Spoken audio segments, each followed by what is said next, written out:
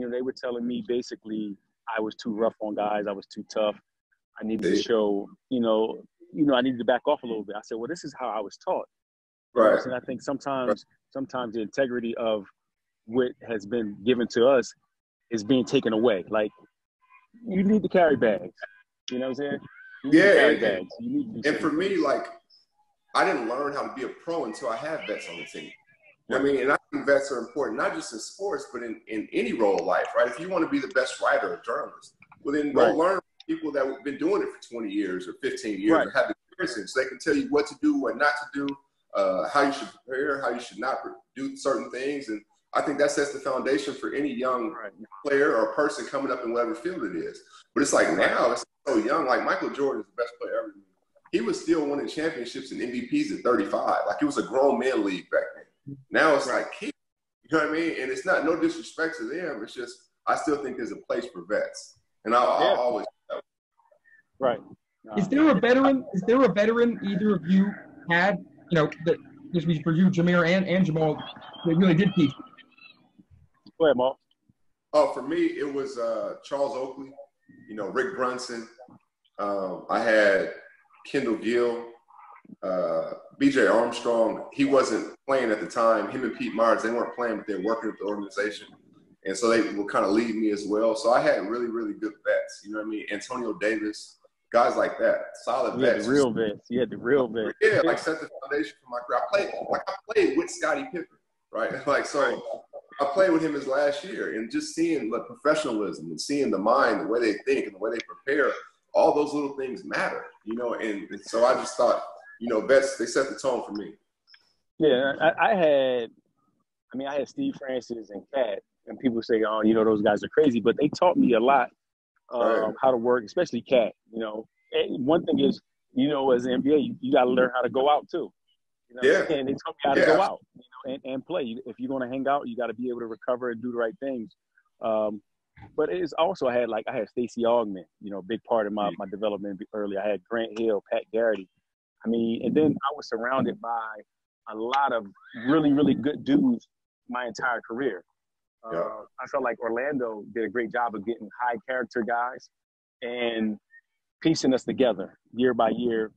And just say we would lose a guy, they would put somebody else in that position with a similar character that we knew Dwight was going to be Dwight. We knew Vince was going to be Vince when we just needed guys to add around those guys and guys with good character, man. That's why I think the main reason why we were winning at such a high clip. Yeah, and I think you guys did a good job of keeping the core together longer. You know what I mean? So you guys were used to each other. And I always say, if you care about somebody off the court, you'll run through a wall for him on the court, because when he yells at you in the game, it's coming from a good place. It's not coming from a place of trying to embarrass you or any of that. So I was always very fond of you guys and how you guys – and don't you talking about Dwight and Vince, don't forget about yourself. Like I said, all-star Jameer Nelson. So, like, that core group that you guys had, like, you guys just added a Rashard or added a Turk. You know what I mean? Just different pieces. JJ Redick stayed there 6 or 7 years. You guys really did a good job. And that was Otis. Was he the GM then? Say that again. Otis the GM then? Yeah, Otis was the GM. We had Stan. Yeah, so you guys did a really good job. That was a core right there, like you're saying. That was part of the core as well. Those guys. Yeah, for sure. You did a good job. Jamal, I got a question. I got a question right here. Mm-hmm. Like for you, do you have a timetable on when you're saying, you know what, I'm hanging it up? I think I look at you. I'm like, no matter if he's playing in NBA or wherever, he's gonna hoop and he's gonna be the same. You one of those guys to me that don't age. One of those guys that is going to continue to be really good at his craft, just because of who you are and what you put on in your career. So, do you have a timetable, like when you say I'm done? I don't know if I have a timetable, but I think, like, to be honest with you, I have never said this. So you're getting something fresh. I would think for me, it would probably be some point next season. You know what I mean? Like, it may not be the beginning of the next season. Maybe a team in the playoffs then, or fighting for the playoffs later on in the season. And at that point, probably, if it doesn't happen, I would probably say, okay, that's it.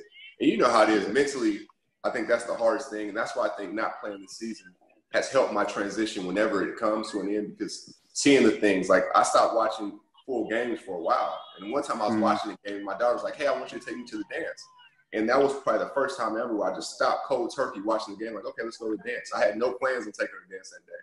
I didn't know she was wanted to go to a dance, but things like that, you see what's important and what's not. Like yesterday, my son caught his first fish. And he plays basketball. It was like he hit a game-winning shot. Like he was so excited, just missing those things. And I'm sure, last year was the first year where they didn't stay with me because I signed a day before the season, so kids were already in school and everything. And I said last year, I was like, I could only go through one more year like that where I'm separate from him. So, yeah, God has a funny way of working out things. So, we'll see what happens in the future.